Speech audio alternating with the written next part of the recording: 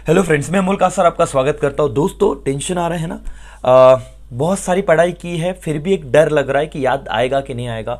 OCM का paper है भाई, और ये बहुत ही नेचुरल और कॉमन बात है कि इतना पढ़ने के बाद 3 दिन छुट्टी होने के बाद चौथे दिन, मतलब जब एग्ज़ाम का एक दिन पहले और जैसे कि कल पेपर है, तो ये अचानक से फीलिंग आता है कि सर कुछ याद नहीं आएगा तो।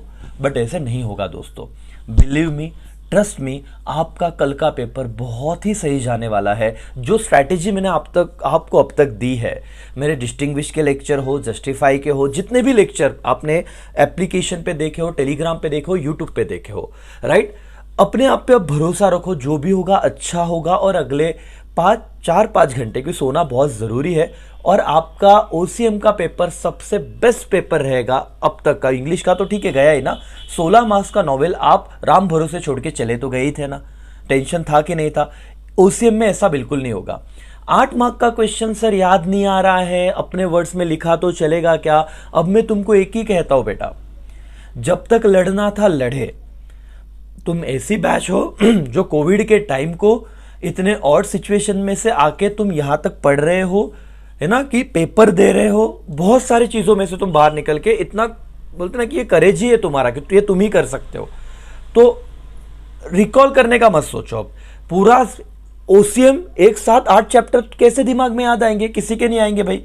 पढ़ाना बहुत सिंपल है, एक एक चैप्टर पे टेस्ट देना भी सिंपल है। बट हाँ, पेपर में लिमिटेड क्वेश्चन ही आने वाले हैं। जैसे क्वेश्चन नंबर 8 में 2 में से एक आपको लिखना है, जैसे टाइप्स ऑफ बैंक अगर आ गया, या इंश्योरेंस के प्रिंसिपल ऑफ इंश्योरेंस अगर आ गया, तो तुमको उतना तो आ रहा है, लिख दोगे करके, और एक ही तो अटेम्प्ट करना है। लेकिन अब याद करते हो तुम क्या सोच रहे हो, मेरे को सब याद आना चाहिए? ऐसे नहीं होगा। याद आ रहा है तो अच्छी बात है, लेकिन सर बिल्कुल भी टेंशन मत लो। जितना आपने किया है, अब भगवान के भरोसे, और वो कुछ गलत नहीं होने देगा। समझ आया बेटा कि जो बच्चे से पैनिक होकर सिचुएशन को वर्स कर रहे, रुक जाओ, भरोसा रखो, लिखते सब कुछ आने वाला है।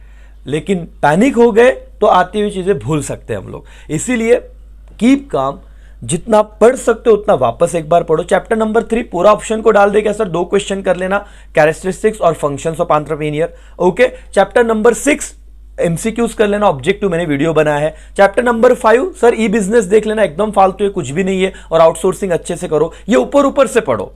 चैप्टर नंबर 2 कितना भी करोगे वो ओवरलैपिंग होता है, तो मैक्सिमम ट्राई करो कि ये 4 चैप्टर आपको अपने हिसाब से किए तो चलेंगे, लेकिन 1, 4, 7, 8 अच्छे से कर लेना। उस पर तो मेरे रिवीजन लेक्चर भी है, क्विक रिवीजन, 30-30 मिनट में आपके वो चैप्टर हो रहे हैं। मैंने अभी टेलीग्राम पे लिंक भी डाल दिया है। मस्त आराम से जाओ पेपर को, कूल काम।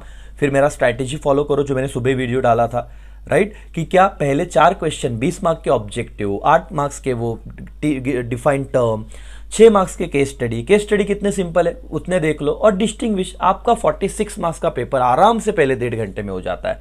फिर 8 मार्क्स के क्वेश्चन को देख लेना। अगर मेरे डिस्टिंग्विश के तो ब्रीफ वाले आंसर भी आपको आ जाएंगे, एकदम सॉर्टेड विषय मालिक, कुछ टेंशन नहीं है।